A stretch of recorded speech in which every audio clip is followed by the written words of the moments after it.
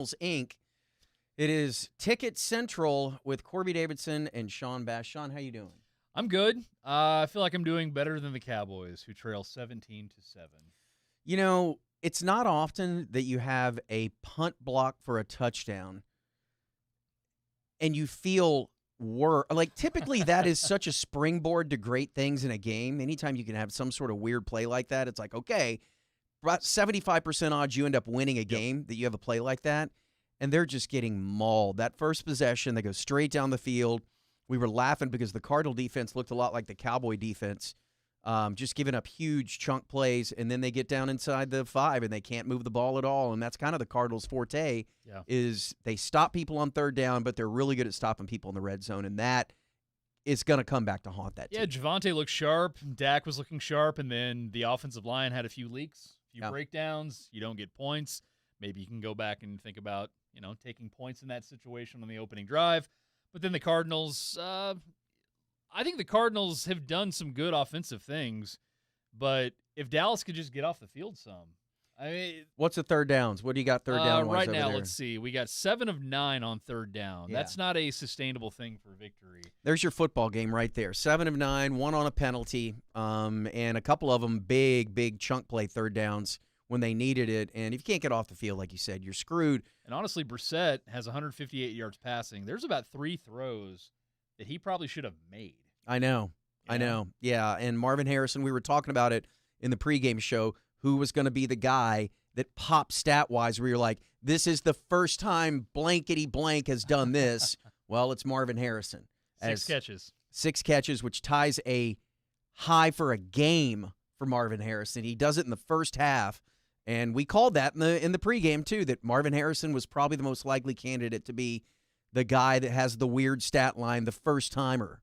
So, I mean, it was going to be somebody. And yeah, they get the ball to start the second half, too, and you've got to do something. What kind of odds, what kind of money would somebody have made if they would have bet you that the Dallas Cowboys offense would have 0 points? I would not have made that bet. Oh, my God, dude. Someone could have cleaned up. That's amazing. The Cowboys don't have 1 point on offense. Obviously, they get down there early on. They miss what – there was 2 things about that kick at the end. One, it was delay of game. So they would have backed it up. Yeah. And they should have thrown the flag. It was a full second after the play clock expired. Yes. But they let Aubrey take a shot at it anyway. He hooks it. Yeah. I don't think you try a 73-yard. Yeah, you do. I mean, I guess you.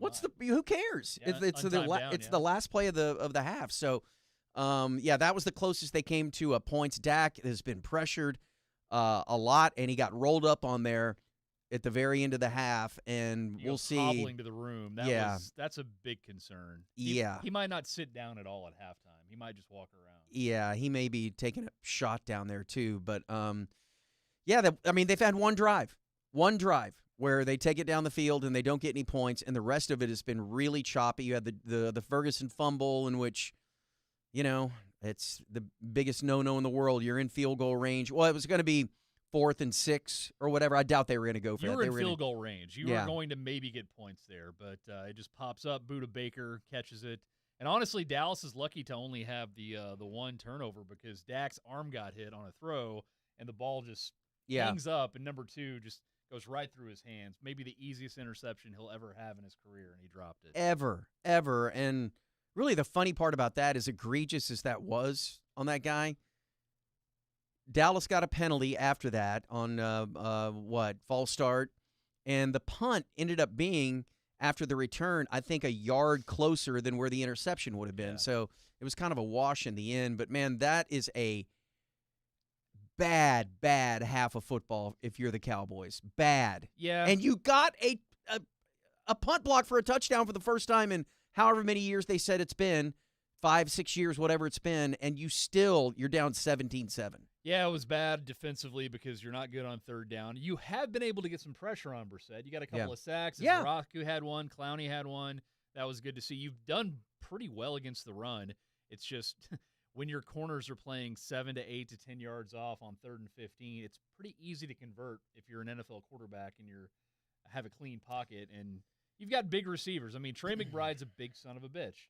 Marvin Harrison Jr. is a big receiver, and Bland went out with a shoulder injury. We're going to have to keep an eye on that. This offense is going to have to score damn near every touch they have in the second half if they want to pull out a win. And I know this sounds ridiculous, but you're kind of at the point now where if Arizona takes the ball down and scores a touchdown on the opening possession of the second half, you're in a lot of trouble because you know they're going to get a couple of more scores as the game progresses, and if you fall down 24-7, dude, it's almost over. Well, because you can score. We know that this offense can score, but you also know that you're not going to pitch a shutout after that. Well, and we were talking in the pregame, if you lose this game, fan interest isn't, I wouldn't say, very high right now comparatively, but you lose this game, you're 2 games under 500 at the bye. And then you made these bullshit trades, I guess, that we don't know about. We won't find out until tomorrow, I guess, if Jerry even made them. Right. It's more of the same. It's more of the same. Hopefully this offense can do something. Hopefully Dak can stay in one piece the rest of the game. Honestly, that's the biggest concern is his health. Yeah. Thank God the bye's coming up, but it's going to be a tough road to hoe here in the second half.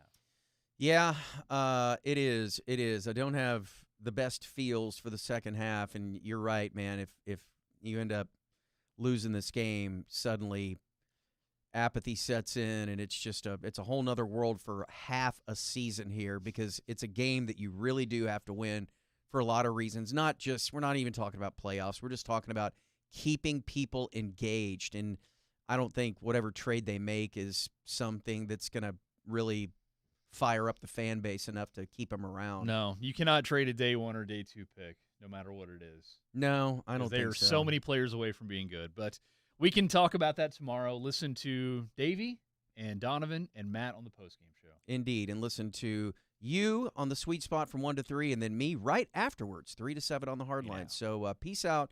Good luck to the Cowboys. Bye-bye, everyone.